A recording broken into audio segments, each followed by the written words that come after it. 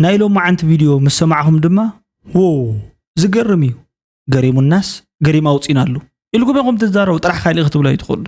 مغنياتو هبت زرباتات كلهم تبلناهم كان حزوم تفتنكو قلقليهم زقويهم قلقليهم زسحقوا ولا بكاخون انبر حجون زقرميهم زيهم كلهم تتحيزوا مسيام نايلو ما عند فيديو قالو كابتن نايلو ما عند فيديو زولو بوغن إثيوبيا مالتيو نقيح بحري أكسس مسؤون تتحيزو بزعبا دليت ناسي مس إيمانويل ماكرون مس فرنساي مسناي فرنسا بريزيدنت تزاراري من أين زبل لا دكتور أبي أحمد نقرأ له تغلى لا مالتي زينو بزح حسابات أقري مولو خما إيو حبنز قبل زلو بتحد وجن أبتي مالتيو جبور زلو من قصاصات له بخالي وجن كا يمانا قبر مسكال اتقدم حجز نبره بوتمكين بارتي وزت جلز بالبوستات نقش اللي قرف فابيلو نقول مالتيو سؤال جن حجون كم فخرات مثل نجار كأصحف بيلله أبتو قد دايزي بعد جازيت إني كاريد عبدو أنت يقول له هو هتسين تايكونت نبي يبلت زبل له كواتهم وجن رحون زي كون نحنا نعم أنت يبلنا زولو تقاومتي بوليتيكا ودبات تقرأي كابز خونن هاي ونات مرحون تزاري بورلو مالتي زقوديات زي كم زلون لما عنتي ندى حساس كونسي قل قريبنا يلنا نقرأ من قدنا ون نز channel زي حد يستدحر لأخوكم سابسكرايب كتقور لي إن عدم كإيه مسيكم زلوخ مالتيو بتعامي يقني لك ولكم يزدلي حدا حويكا بتعام أزيو فليز بلا مالتيو نابزي سوبر تانكس وهبتو هيبولو مالتيو صباح بفولي ملكع نوينو ببحث ملكع مدب حيزو لكم يزيويكا كسرحي مالتي نمنتاي كساب كنديز أكل تخورت جيركا نحدا سب نغلت سب نحرد لكم نخا مور تقدى سنة زبها النقر مالتيو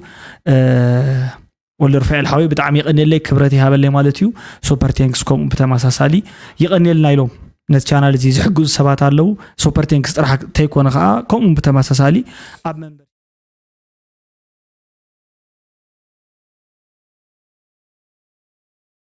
مالتيو زيهم كلكم بتعمي يقني لك ولكم يزدل مالتيو نامنا لو ما عند فيديو حيزكم كسغري قديمه جن وسنات استوسنا ريتوتات كننبب صبوات ريتوتات كننبب من فترينا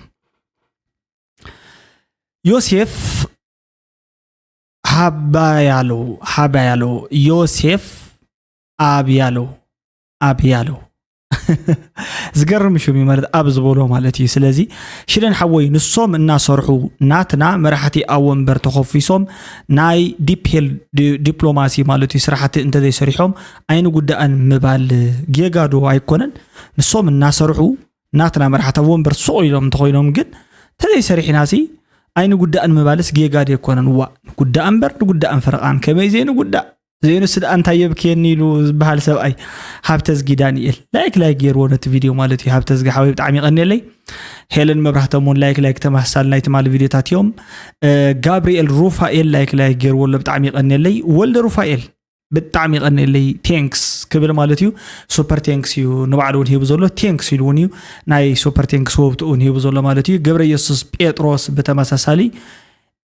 إسب تألاميو ود تألام نفحيتو بجاهم تجارو سبكونو إساسي تألاميو قبلنا أقوليش إلنا زلوا مالتيو قبل مسكال تخلى شدن أبكندي كلهم أي تحمام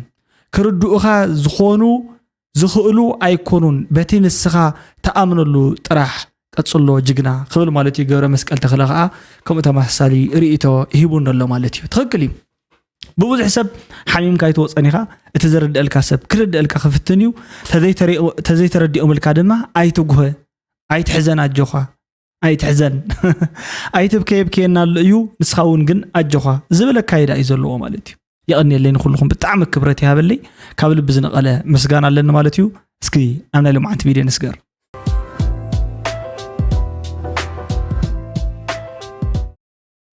well said and well done well said and well done بتعمي صبغيو نابنا لو معنتي مبقس نغورو ود بيتو حاونا ارغاي بيتو مالتيو انت ايو ناي ارغاي بيتو زلو ملختي اسك حصربيلنا نرايو نغره منغدنا سوسن نغر كنزاربينا انجليش وقت زراويه حيلكن شر انجليش تزراو كن يلن انجليزاويان بعلم ون انجليش ايخلو انا قانقا ملي خي عالم سب يلن لا قانقا مرحزي امريكان انجليزاويان حقي انجليش زارو نسبنا عالم ايفلطون او توليد زعاويون انجليش ايفن حزخا تغرينيا اخا تزارو حقينا تقريني حاج كله تفضل زي فولت لازاك اللي خل لا زاكونا لازاك كله كاتل انا معات قالوا زي لعل 5 خدردر لك خلي هذا قالت تقريني تزارا حاجن حزي زي تفضل مالتي زي حاجه قال بتخون هو يتفضل انا يكون قال حزي او نتحلقز دخوم حلقز إلكاس زخبر كن زخبر حجي دخوم قال ملي لزخونه ነገር ተዛሪው ማለት እንታይ መዃነ ተቃል ሙሉ ይሰማعون ግን ትመልክት እንታይ እዩ ብሱር በሓፂሩ ኣብዚ ጉዳይ እዚ I'm not fluent in English do you I'm not good at English do you ማለት እንግሊዝ ክዛረብ አይከልን speaking አይከልን or writing I'm weaker than everybody ክትብል ትኽእል ኢኻ ብቀሊል ነገር እዩ ማለት አይከልን የምባል ወላ ሓደ ነገር ምስ ቋንቋ ምትሓዝ የብሉን ትክክል ንሱ ቋንቋ አዲኡ ቋንቋ ትግርኛ እዩ ማዘር ታንግ ዝባል ስለዚህ መስዲኡ ኮይኑ ዛዕበየ ወይ ካፍቲ ከባቢኡ ዛዕበየሲ ንሱውን ሞር ኤክስፕረስ ገብረሉ አይዲያታቱ ከም ልቡ ዝዛረበሉ ደስ ዝብሎ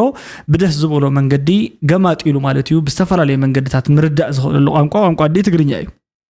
አይከልን የምዝራብ ወላ ሓንጸገም ይውልን ሙሉእ ሰባት ቋንቋ ይክእሉን እዮም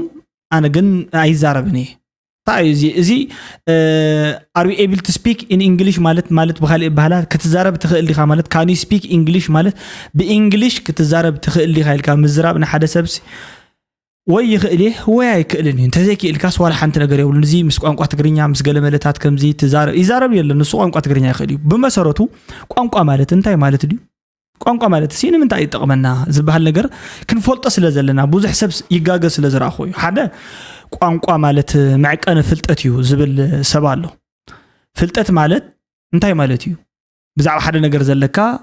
ብዛዕባ ሓደ ስፔሲፊክ ነገር ዘለካ እኹል ሓበሬታ ማለት እዩ specific information about something በቃ something ዝኾነ ነገር ኣሎ specific thing ኣሎ ብዛዕባኡ ዝምልከት ዘለካ እኹል information ወይ ከሓበሬታ ማለት ፍልጠት ማለት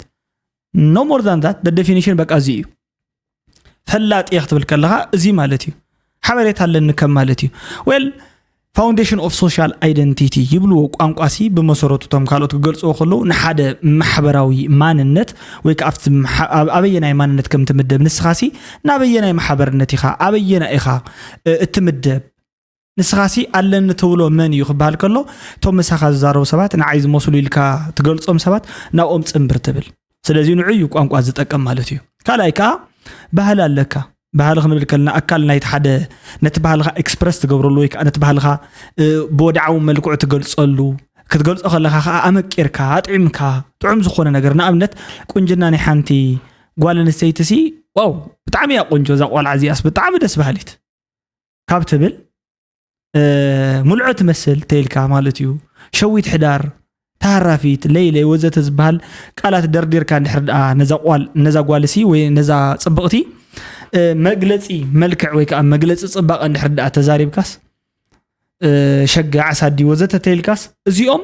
ነቲ ንስኻ ክትገልጾ ዝደለኻ አጋላልጻ ሳቲስፋይንግሊ ብዝኾነ መልክዑ ወይ ከዓ ክትረዊ ማለት አይትረውን እኮ ገሊጽካስ ኣብ ጫፍ መልሓሰይ እንዲ ዘሎ ግን ክዛረብ ደሌስ በቃ ይካልኩ ወንግለ ተብሎ ነገር ምሽሎ ከምኡ ማለት እዩ ስለዚህ ነዚ ጉዳይ እዚሲ መግለጺ ምእንታን እዩ ተጥቀመሉ ማለት እዩ ካልኣይ ፍሉጥ እዩ ንፍልጠት ኢና በቃ ቋንቋ ንምሃርሲ ኮግኒቲቭ ዲቨሎፕመንት ዝባል ነገር አለ ሓጢር ነገር አይኮንም ኮግኒቲቭ ዲቨሎፕመንት ኢን ሴንስ ኮግኒሽን ማለት ናይ ምሕሳብ ቢሄቪየር ኦፍ ቲንኪንግ ማለት እዩ ተውት ማለት እዩ ባላ ንዑሲ ከተማዓብለሉ ማለት እዩ ስለዚህ ሓደ ተሓሳስባ ናብ ሰባት ከተመሓላልፎ ከለኻ እንታይ ዓይነት ቅርጽ ኣሎ ብምንታይ ቅርጽ ተመሓላልፎሎም ንሰባት ይጠቅመካ በቃ ቋንቋ ነዚ ይጠቅም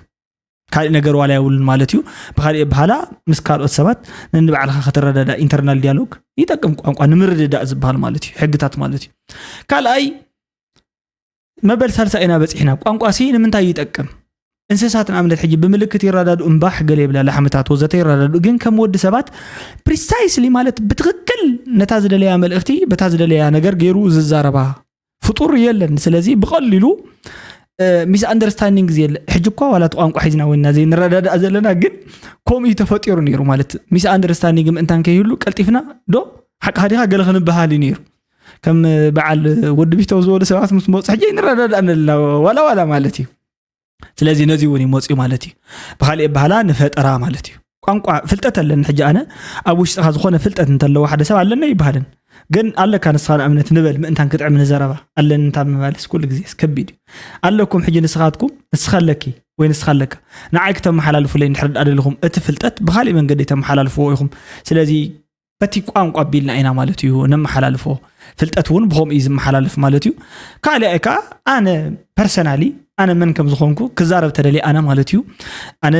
እከለ በሃል ብከምዚ ለመፅየ ብዛዕባ እንታይ ብዛዕባይ ክትፈልጦ ትደልዩ ነገር ገለ ኢለ ማለት እዩ ዘሎ ናይ ገዛና ናይ ስድራና ወዘተ ኩሉ እዚ ከዓ ህይወት እዩ ዝተደሚሩ ስለዚ ቋንቋ ስነዚ ዕላማ እዚ እዩ መፅኡ ሕጂ ምስ ቋንቋ ዝተተሓዘ ሰባት ክፃልኡ እንተሰሚዕኹም እዚ ጥራሕ ንገርዎም እንታይ እዮም ዝኾኑ ዘለዉ ፈላጣት ስለ ዝኾኑ ድዮም ናይቲ ሓደ ቋንቋ ካብቲ ናይቲ ሓደ ቋንቋ ካብዚ ብምንታይ እዩ ዝፍለ እዚኦም ካብ ምግባር ደይቁጠብ እንድሕር ኮይኑ ኢትስ ኮል ቋንቋ ግራመርሊ ትረዳዳሉ እንድሕር ኮይንካስ ቋንቋ እዩ ዝበሃል ኣረ በጃኻትኩም ንምሃር እሺ ዶክተር ኣቀዲመ ብምክንያት ስምዕ ፕሪቶሪያ ንዝሓለፉ 3 ዓመታት ብሰላሕታት ወንዚፉ ዝነበረ ሕጋዊ ቤት ምክሪ ህዝቢ ትግራይና بخبيدن مريرن كارسي وسانن من أتهزبنا سراوي تجرينا ودبنا حوحات مسار عسام حدرانا مريسنا أب إيد حزبنا أتينا جواء كايدنا نبصر عسرة أبزاتنا اللو مدنفع كل مدى ما أتوتنا محاس هلوننا بحنتنا بزول تيما يكون مبر بمخنيات أوجنا جنوسايد وخينات حزب تجرين مسرات أب تخينات كم مسار حزب قلقل حاد بوليسي حرشات تجري كم زي تسجير كامعناوي سلز خوانا دما زرعتي جبارات بستودة بعقباب كوررو زرعت المسارحات حرشان بحاول تقاسيلهم كندون كسبابرون هاب تفترة تجري كبادم زبنا حرشات تجري كعنون زمتن بمليون ناس قصروا دك تجري كمربطهم كم مزابلون أب تحت ورر تزرلوا زناون بسلام بنزعنة كي يحرس مفرينة زدن فوق دقافات كي يركب تخل كيلو أكبين مكران سقين يركب تستقلت حساب كم زلوا تخكلي ولا حنت نجر قدلت يبلون أنا جن كم خوانو نحنا خن الزاربي زت عمل لامبر نسخاتكم اتمفتحون ختم صيغو زت عملكم تخلي سبك تايلو خزاربيو تايلي مخزارب اتزمورو رختايلي خزارب هزبكو نمريحنت نابزوصيكم زلو اتصقمو كتفتحوا لامبر اتناتو تصقمن تناتو ناي مررت زربان كتشاميو ويكا نعوسي ليتن قدرني لكم كتحجزوا ويكا مررتون كتحاوروا ويل يكون نوصيكم بحاطيرو دمص مخان تخكليو تنسخا زبلك يا حي دكتور دبرصيون زولو مالتيو تخكليو نسوم زولون ولا عبيون سلازخونه اتسوكي تخكليو ولا حنت صقم يبول انا نمغلاص زفرح الله يكون زحفر الله يكون زخلو زولو مكرام نحرشا ناي قبرنا ناي عبيت ناي تكنولوجي ناي تمهرتي ناي تعنا كلن أو عنوت قتيمنا إحنا مالتيو بستفلاليو حيلتات نزو قداي زي نني وعلم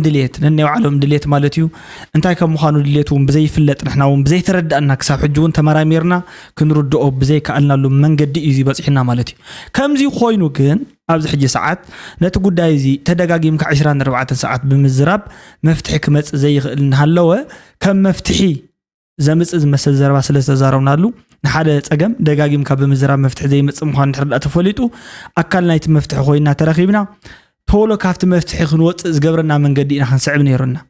تخون حجون كن زبطعمي زغرمو من فاسينيت غيرهم زارولن زلو في اخيرا تخونه اتي بيت مخر مليسنا لنا اب قدمي زخلو حزبنا بزقال سنا غيرناس نوزي مليسنا يو بصلاحه طفي اذ نبره بتوعد قال يزبل اوكي ندحر نسو خوينو نيروت نتصقمات حيزو صنحه مثلني فتح مصي خليو بوز غداي زيلوم يوم حيزوم زلو اي خون اندبلنا صحينا انا كساب حجي كوني خلي لهم والله اشن والله اسك نفقد مالتي نفقدنا سوق كنبلنا اجي قولوا كما يوم عليكم زغير مسكت هلا وا نيش لي غداني رهنت من محدار يدلي نير ها من يوم محدار خدلي وا من يوم ود ورده وا ود ورده لما انت تقدم دوره تقدم واتيو تولي وا ومع ذا أحمد سلام سكعودي موزات تصبح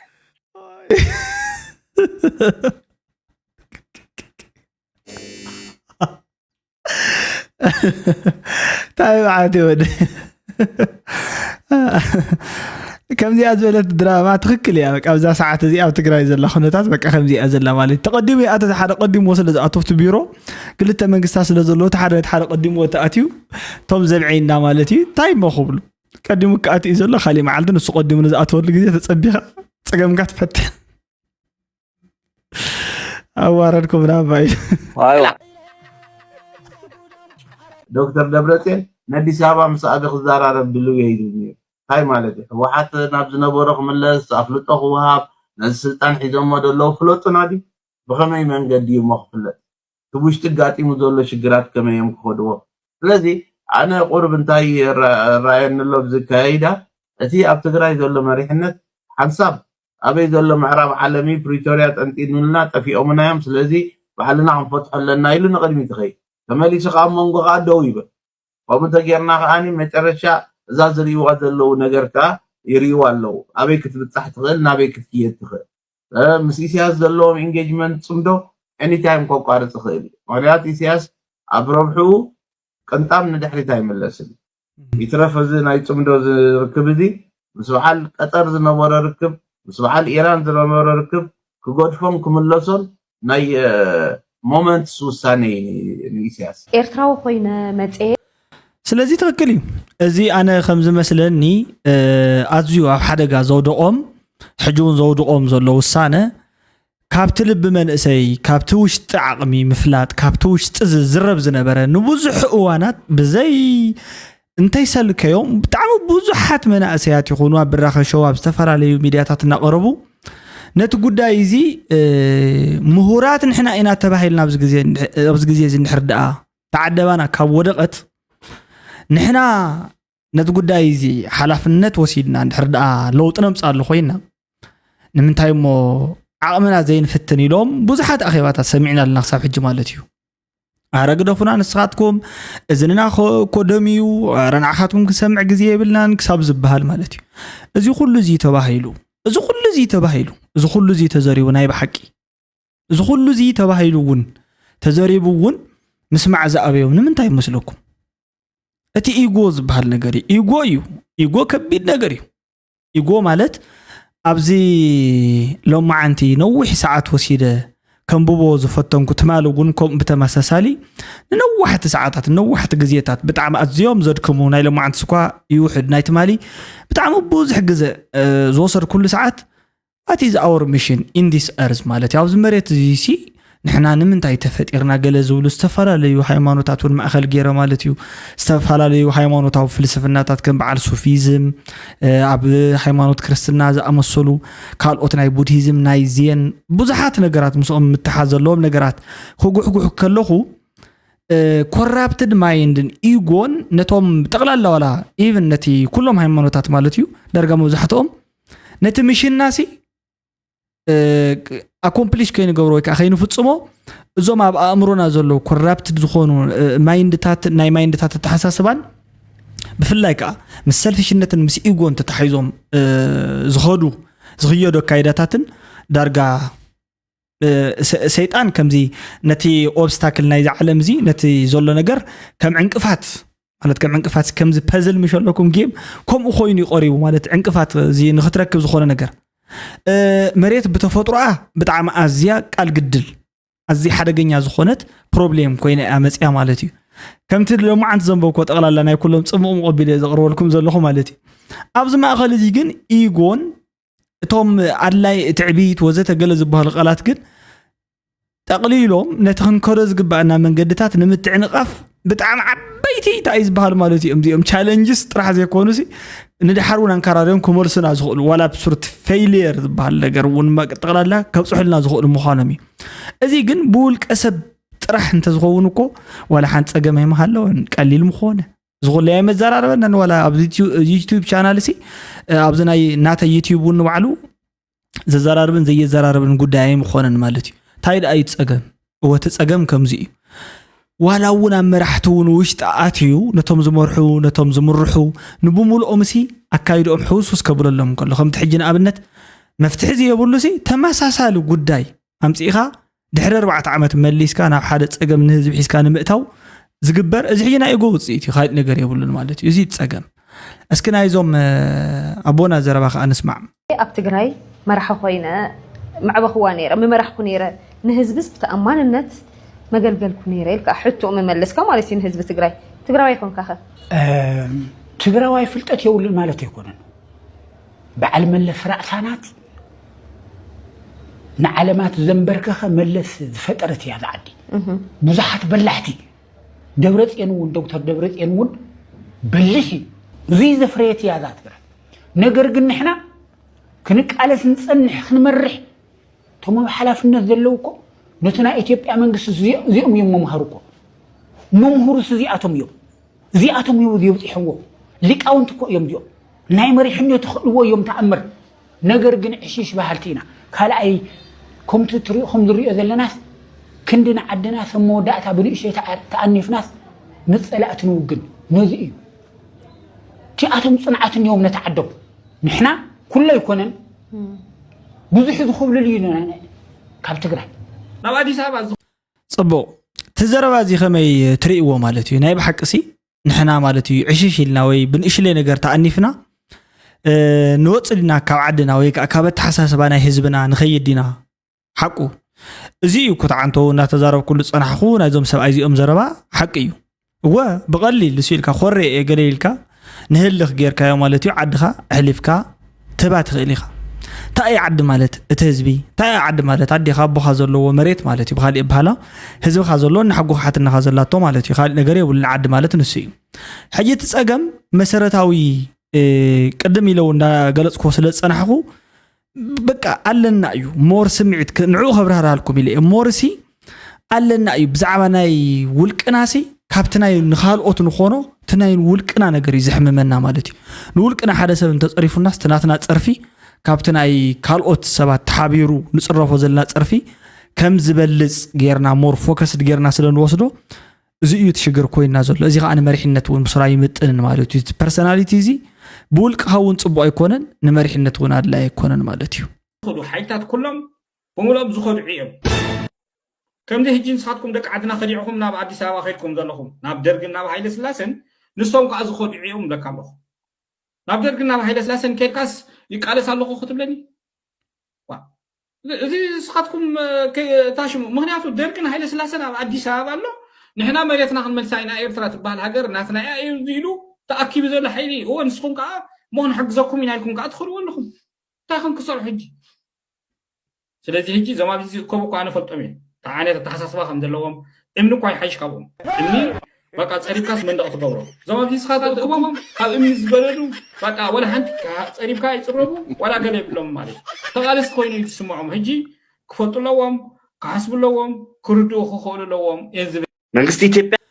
حراي أبزانا حجز نبرة زربان تأيو نسلطنا مالت سلطنا سي كم زي أوشتس أيتما شوطن كوينا دي أدنينو جل السمع زولو نتاقود دايزي أخا أمان من سلزولو نعو زوم ناي مقوار صراحة تقرا نيرو of course أكايدا ناي برجين حمدو بتمسا سالي كم زي عينت دلهامت كم زي قط أمونا مود أتاون يخون اللي دخون ترح زي كونس نابزي يخون نقرون يخون اللي بزبل أكايدا خيدو عبزي ودق كم زود أوني في اللاتيو مالتي كم اللي سلو تجرد أنفت خانة صرني رو مالتيو أكايد وإن كم جمر يجميرو حجي سويلكا يخون دخون إلكا زفت النجار فتح خمزية مس إن تفلت إنها اللويو نتقول داينا يا ديسا بفلاي بخمزي دخون كفتنا يلو ماله زي فتنا يا معسكوينا نعنا زي تحطونا نيركم زي فتنا يا معسكوينا مالتي تفتينو يبوز حات نجاراتي فتوني أمزلو كساب حجون نفتنا أنا نعمل تزبط كرايسي بتقال الله بسلام من بار تزوال حنت أجمع ولن كساب حج مالتيو سلام صريحين مئتاو صريحين موسع فتنا يقبر اللي نخسعر نخلف عبز اللوه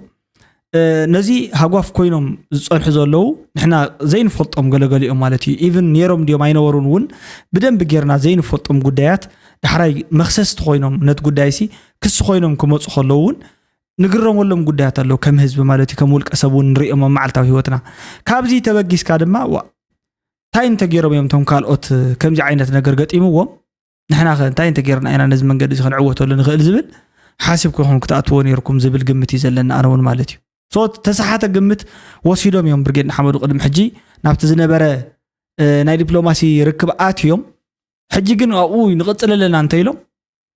فريسهم زل إذا رد أنا زل بتحروا جن مالتي مهنياتو قديفهم كلتيهم يعرق الله باتين كلتيهم تقاديفهم زل ايش نغسل زدرادر العقم الله منغست ኤርትራ زدرادر العقم الله انكهبايو افتن كهبا ትግራይ አበይ ቦታ ትርከብ ኢልና ተሐሲብና ትግራይ ናይ ኢትዮጵያ ናይ ውሽጥ ጉዳይ እያ ተባሂላ ትግደፍ ሻዕቢያውን ምስ ኢትዮጵያ ክደራደር ከሎሲ ካፍቶም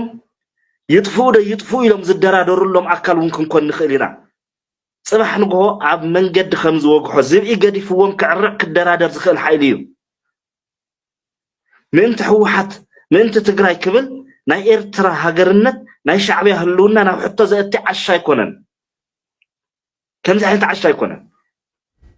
ጠንክር እንታይ ኢሉ ኩነታት ራሕሪሕዎም ክደራደር ይኽእል እዩ ኤርትራ ጋር ሆናችሁ እናንተ انت تنكروسي راحرحيوم كدرادر يخيل يزبل ጉዳይ ተከክልዩ ኣብ ሽግርና ወዲቅና ዘለና ንምባዲው ማለት ኣብ ሽግርና ወዲቅና ዘለና ሳቶምሲ ናበይ አንፈትና ኢሎም እንተ ተዛረቡስ ናበይዮም ክበሃሉ ዝብል ዘረባይና እንዳሰማዕና ነርና ኣብዚኣ ዘለ ሓሶት ንውሕ ዝበለት እዋን ዝወሰደት እያ ተሓሶት እዚኣ ማለት ዞም ዝ ፕሮፌሰር ዚስ ብዙሕ ዓመት እዩ ዝሓስዩ ማለት እዩ ብዙሕ ሓሶታት ሆነ ኣለዎ ብዙሓት ሰባትሲ ሓቀይና ከም ዘይኾነውን እዮም ዝዛረቡ ተደጋጋመ ማለት እዩ ሕጂውን ንሳታ ጉዳይ እዚ ኣይደግማ ዘሎ ንስማዕ ያስኪ መስራታችሁን ይሄን ሀገር ለማዳን አንድ ታክቲካል መፍትሄ ነው ብላችሁ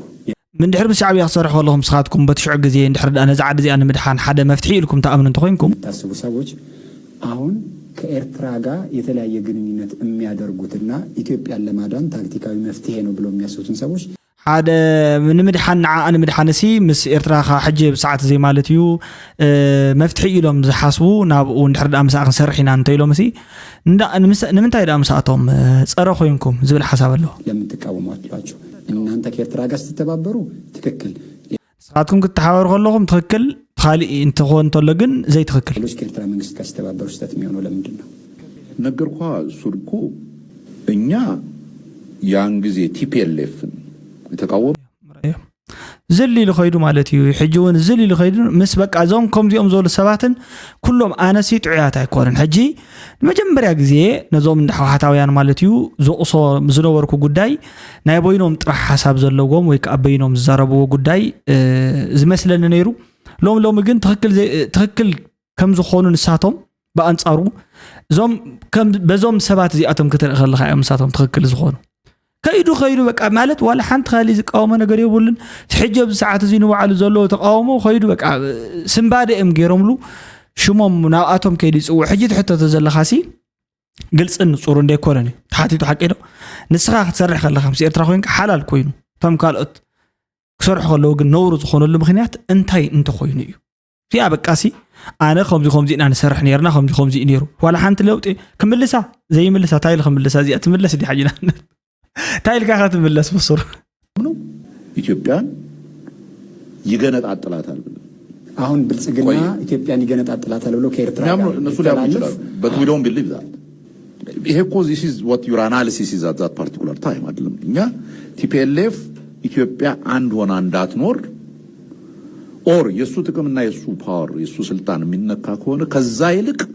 አገሪቱ ብትፈልግ ትበተን በብሔር እንትኑ ትበተን የብሔር ፖለቲካ ነው ከመጀመሪያ ጀምሮ ኢትዮጵያ የምትባል ነገር የለችም እኮ ብሎ እንትን ያደረገ አይ አነሲ ትባሃለ ዘለኻ ትሕተኮ ሕጂ ሰብኣይ ዚ ማለት እዩ ልክዕ ከም ሳሙና ይኽሸልኹ ዝደሊ ዘሎ ማለት እዩ ተትሪእዎ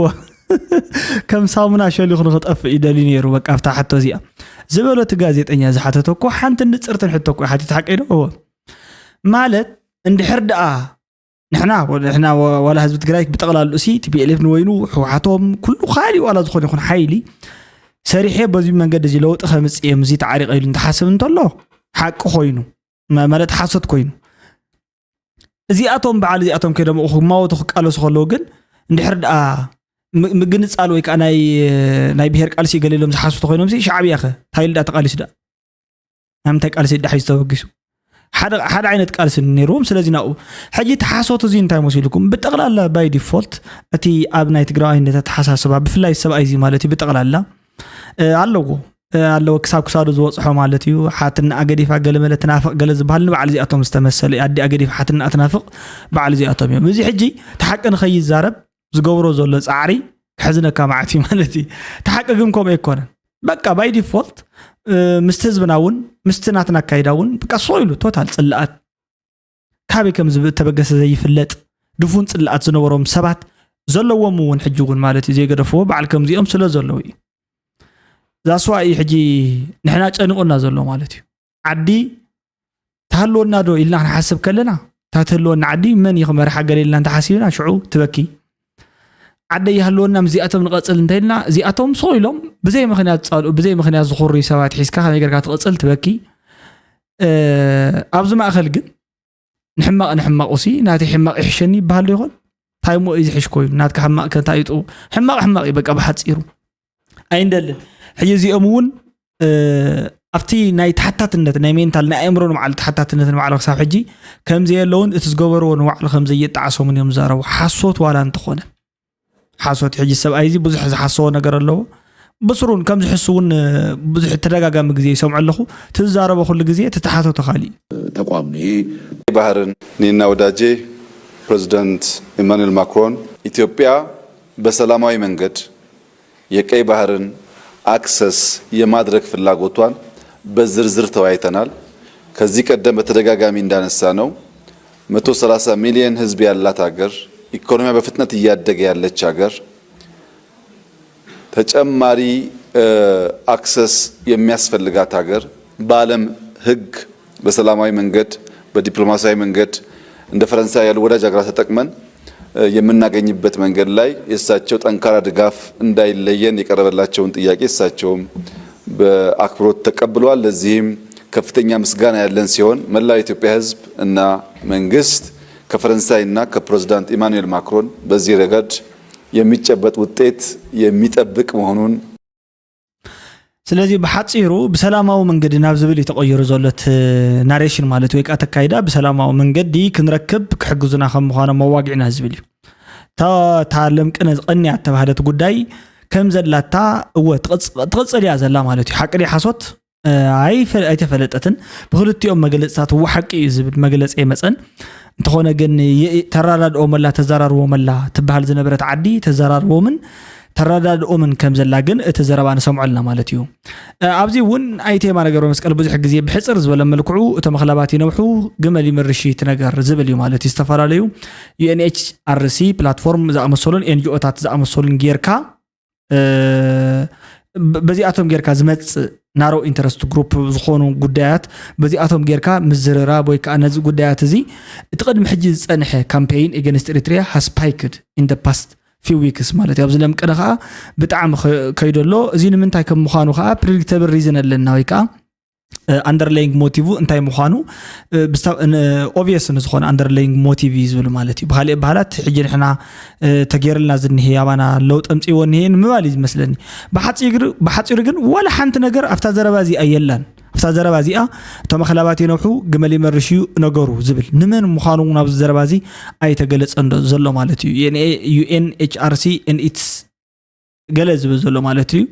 harassment of Eritrea ብዝብል ማለት እዩ ነቶም UNHRC ዝኣመሰሉ ግሩፓት ነዚኣቶም ገለ መልሲ ይህብዎም ኣሎ ተቐድሚ ሕጂ ዝነበረ ሓደ ናይ ገለመለ ፓርቲ ናይ ገለ ወዘተ ዝብል ከዓ ፍሉጥ ማለት እዩ ተገዲፉ ስለዚ ኣብዚ ጉዳይ እዚ ዝኾነ ግምት ክህልወኩም ይኽእል ከምታ ኣነ ዝግምቶ ግምት ጥራሕ ኣይኮነን ታንጂብል ዝኾነ መርትዖ ዘሎ ነገር ሲ ከም ዘሎ ኢና ንርኢ ዘለና ማለት እዩ ሓቂ እዚ ዝኸውን ዘሎ ይራኸቡን እዮም ዘለዎ ማለት እዩ በኻሊ ውሽጢ ርክባት ናይ ውሽጢ ርክባቱን ከም ዘሎ ዘርኢ ነገር እዩ ቅድሚ ሕጂ ታ ጸርፊ ዝኾነት ቃል ነይራያ ሕጂ ከዓ ናብ ድርጅታትን ናብ ከይትክን መጽኡ ዘሎ ማለት እዩ ማማድሃብ ፋቲንጋ ንምንታይ እያ ንኢድሪስ ጀበና ማለት ከሲሳቶ ብዙሓት ሰባት ትማልውን ኣነ እውን ኢንክሉዲንግ ማለት እዩ ክሳብ ክንድዚ ክወርዳ ይነበሮን እቲ ሕጊ ዋላ ሕጊ እንተኾነ እዚ ሰብኣይ እዚ ከም ውልቀ ነገሩ ኣፉ ትክክል ኣይኮነን እንተኾነ ግን ኣፉ ዋላ ትክክል ኣይኮን እምበር ነሰብ እዚ ብውልቁ ዕሽሽ ክበሃል ዝግባእ ዝነበረ ሰብ እዩ ንኣብነት በቲ ዝገብሮ ነበረ እኳ ካብኡ ዝገደዱ እውን ዝሰርሑ ዕሽሽ ዝተባሃሉ ሰባት ኣለዉ እዮም ሰብ እዚ ገሌልና ነርና እቲ ዝበሃል ዘሎ ኩነታት ግን لو معنتي نمبرهر زأكل حتى ربي لا تبرهر لنا مالتيو ما مداب قطقطا 3 كيلو اتمزنسا هرمعه زبل معت زوح ينيرو ترفتات يسمعوا مخنياتو بغزخا زم دق اي حواتي تمن اندامصكا وي قبلكو حطكا نعخا نطريتكا نسدراخا سئلكا تريانيخا وين تقبلك تقتللكا وي كاو تحدم لك قدنك اصل زخونه خاني انا خاب حقنا سويزرلاند خيده بغوب تترجمو اي توسختا اي تنكيتا تالك زبلا تترجمها بفرنسا اب فلاش غيره هيبيوم انا وحسنتي صباحنغو زخونه حدغا تمصيني بز سبزي لي خسيسيو حقي عد حق لا تقمطنا حق دلينا ندابلنا عد حق زلو دلاي كانسب قال نورمال صرفت تخون تدليت كندي انت تصريفه زحلف عامت بزح كاي تصريفه جين اينه هات نافكسو تقربو اتنعخا الفاميلي خندسغاكا انت ماما فتنغ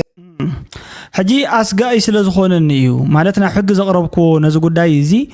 اسغا مسكونني اسغا خوينن مسرخبكو حدغا مسكونه نابولقه مسمص ايمبر بزحكو صرفي تزخون غدغله تزبال عششي زبال تبلالا مالتي نسال بعبيا ولات صرفون تخكل ايكونن ግን በቃ ከም ባህሪያት ናይ ሰባትን ከምቲ ሕብረተሰብና ተባላሽዎ ዘሎ ቡ ንኺድ እኳ ተይልና ንምባል ደሊያ ወላ ቡ እኳ ንኺድ እንድሕርዳ ኢልናሲ ዋ ከጋጥም ዝኽእል እኮ እዩ እንታይ ሞዳ ክግበር ነይሩ ግን እንተኾነ ከም ሓይሾ ናይ ካለን ይዝባል ዘሎ ሰብዚ ማለት እዩ ጸገም ከም ዝነበረ እዩ ዘሪኤካ እቲ ጉዳይ እዚ ሳውን ፈቲነ አትበራት ካካ አረዳኒ قتل وايلكا سبسدير كلا سخاني كوميتك برز وديلاتكا قاتيلكا فرد وسيلاتكا تخصيصكا 4 عامات زحلفه دهريو كتقصلو دو تدلي وحسنات قالما نو وداي غروف ويلا عصياتو انا شو انت غيرخاني بيتيشن كفيتلكا انا وديا 15000 فريمولكا خلاص توديو كابو غريفناكا ابزي تيك توك متصاوتو خوينكا غريفناكا تودياتا نجر حجيجين ابزيا معاتي تتقريزه تسوقيجه برتعيني حساوي خا بداي باسبورت تخيلهم ناب اريترا غحف مسبولخا صحاب كايرو بون بفنجال حيسكا اخت تشقت زلخا بماما فتنغا اي تشقت برو زي حلفكاني نعي رماني نعي صرفني I don't care امالكم كلهم كتصارفوا كلمه حنقول يلن قال يلن كلهم نانسنس يهم وحجي ابزي تندت كمص خلو موداتات اي كوين زلو برتوع زربا انا ومبيتيشن تاخي بالكانير اي مالت تقديفكاو نيركي ها عششبون لنا كانير انا ግን እንተኾነ ንስሓ ቀጽል ካሊ ኻነት ጉዳይ ማለት ባዕልኻ ብናይ ባዕልኻ ምኽንያት ኢኻ ኺርካ ዘለኻ حጂ ትትብሎ ዘለኻ ከምኡ ኣይኮነን ትጉዳይ ዚ ትሕሲኻ ዘለኻ ዝብል እዩ ናይ ካፒቴን ዝኾነ ዘረባ ናይ ካፒቴን ዘሎ ዘረባ ኸ ማለት እዩ ተሓሶት ተሐቂ ኣመን ከም ዘሎ ይፍልጥን እንተኾነ ግን እቲ ዘረባ ሰሚዕኹም ኣለኹም በሓጺሩ ሕጅውን ከምዚ ዓይነት ጸርፍ ተጻረፉ ንሰባት ክብረት ዝየብልኩም ናይ ውልቀ ማንነት ብፍላይ ናይ ሰባት አልዕልኩም ሱቅ ኢልኩም ዝኾነን ዘይኮነን ዝምልከተኩም ዘይምልከተኩም ምጽራፍ እዚ ስምዒት ይዝባል ስልሒት ኣይኮነን بقمريو سب كنبر زلوه كنبر انتلو لك كم تمن طببنيا كم رغبي واه كون يتعززوه تاي مالتيو تمن اب ساعته و بالحبز اليوم بالحاد لاي شعسي كتصارف يبلكا كتزارب يبلكا كتقاطع خوت يبلكا مسبات تخوينكا تعقيسكا بسلاماو منغدي حساب لك انديو خمغوتكا مصيو كاتعكا مصيو كتكاتعو تخليخا تايت صقم تايت شجري زغمدي عينت ጉዳያት እዚ ኣብዚ ሓደገኛ ዝኾነ ካይዳ ስለ ዝኾነ ንቡዝ ሕሰቡን ከምቲ ዝብለኩም ዘለኹ ማለት እዩ ትክክለኛ ስለ ዘይኮነ በተደጋጋሚ ተዛሪበሉ ዘይ ባህል ወለድና ሓደ ውልቀ ሰብ ሓደ እሞኻ መንእሰይ እሞኻ አንኡስ ኣዲኡ ክትከውን ትኽእል ዓባይ ሓፍቱ ክትከውን ትኽእል ሰበይቲ ምጽራፉ ሓደ ነውሪ ካልኣይ ብስሩ ምጽራፉ ካልኣይ ነውሪ ሳልሳይ حجون ات مصرافو نيقرتا يلو زي مأمانو سالساين رابع حمشاي نوري بقى بوزحيو كم زي سي اي نغبر اي نناس احوات ولقسب انديخا كم ولقسب نمخركا كم ولقسب نغرك يوي كاي نغركا مالتي نتوم سمعوا مالتي انتاي غباري ابزي حجي من كسبه ዋላ ሓደ ዝኸሰበ የለን እቲ ሓደጋ ብውልቀ ህይወቱ ነቶም ስድርኡ እውን እንታይ ገደፈ ለኪምዎ ለነሰብዚ እቲ ሓደጋ ኮይንዎ ዘሎ ንዑ እዩ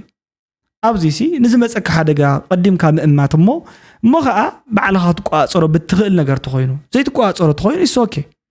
ክትቋፀሮ ብትኽእል ነገር ዝመፀ ፀገም እንድሕር ኮይኑ ግን ብስምዒትካ እንተኮይኑ ግን ጠጠው ኢልካ ምሕሳብ ጽቡቕ እዩ ናይ ሎሚ ናይ ውሕስና ቦታ ጽባሕ ውሕስና ኣለዎ ኢለ ኣነ ይግምት ኣውሮፓ ተሃኒጹ እዩ ኣውሮፓ ኣሜሪካ ንብር ኣለና ብጣዕሚ ሰማይን መሬትን እንታይ ዝበሃል ገለገለ ትብል ኖ ኣይፍለጥን ዓለም ብዛዕባ ጽባሕ ፕሬዲክተብል ዝኾነ ነገር የለን እኮ ሕውሱስ ኢሉ ቶርኔዶ ማዕበል ወለ ዝኾነ ነገር ሃፐን ገይሩሲ ሓዊ ባራዕ ገለ ኮይኑስ ስደት ናበይ ምዃና ይፈልጥን ሰብ ንሕና ድና ናባኹም ክንስደድ ንስኹም ዲኹም ናባና ክትስደዱ ኣይፍለጥን ካልኦት ድዮም በቃ ካብ ካሊእ ዘይተጸበናዮ ነገር ሃፐን ገብር ዝኽእል ነገር ስለ ዝኾነ ተተኻኢሉና በቲ ሰብ ክነብሮ ዝግባእ ልክዕ መጠን እንተንነብር እኮ ፀገም ይፍጠር ኢሉ ኣነ ኣይግምትን ካልኣይ ከዓ ፀገም እምን እውን እኳ ይጋጮ ይብሉ ወለድና ክንጋጮ ንኽእል ኒና ግን ኣብ ሰዓቱ ከከም ልክዑ ከከም መጠኑ እዚ ኣጌጋ ያገለልካ ተሓሲብካ ሽዑ ንምፍታሕ ፀሓይ እንታይ ዓረበት መዓትካን ፀገምካን ንምቑራር ናብ ትርኣስካ ሒዝካያን ሓሳብ ንዘይምኻድ ምሙኳር እዚ ነፃ እዩ ዝገብረካ ማለት እዩ ኣብ መወዳእታ ጭንቀት ክህሉ ይኽእል ሓደ ሰብ ብጣዕሚ ዝተፈላለየ ጭንቀታት ናይ ብሓቂ ብዙሕ ሰብ ዘጋጥሞ እዩ ኣነ እውን ሓሊፎ ህይወተይ ዘጋጥመኒ ጉዳይ ሽዑ እዋን ኢኻ ጸሎት ተጌርካ ማለት እዩ ህልም በቃ ናብ ሃይማኖታዊ ቦታ ክትከደለካ ሽዑ በቃ ገዲፍካ ትድቂ ሰብ ኺድካ ማለት እዩ ብድሕሪኡ ክትስእ ከለኻ እንተገደደ በረከት ናይቶም ካልኦት ሰባት ጸልዩ ዋላ ንስኻ ዘይትፈልጥ ኮይንካ ናቶም ገለ ብድሕሪኡ ታየ ዝብል ኖርኩ ዓንቶ ተጋጊየ ግዲእ ገለ ክትብል ትኽእል ኢኻ ማለት እዩ ነዚ ጉዳይ እዚ እንዳሓሰብናሉ ተኸይና ከም ውልቀ ሰባት ይጠቕመና ከም ኣናእሽቶ ንሕና እውን ይጠቕመና ንስኻትኩም ወለድና ወለደይ ትመኽሩን ማለት እዩ ጽቡቕ እዩ ዓበይቲ ኣሕዋተይ ትመኽሩኒ ኢስ ኦኬ ማለት እዩ ለዋም ቀነ ክኾነልኩም እየ ዝምነ ፀጽቡቕ ይስምዐና ቻው ድሓና ቀኒዩታ ለዋም ግዜ ጉድ ላይት ድሓና ሕደርታ ኣሕዋተይ ማለት እዩ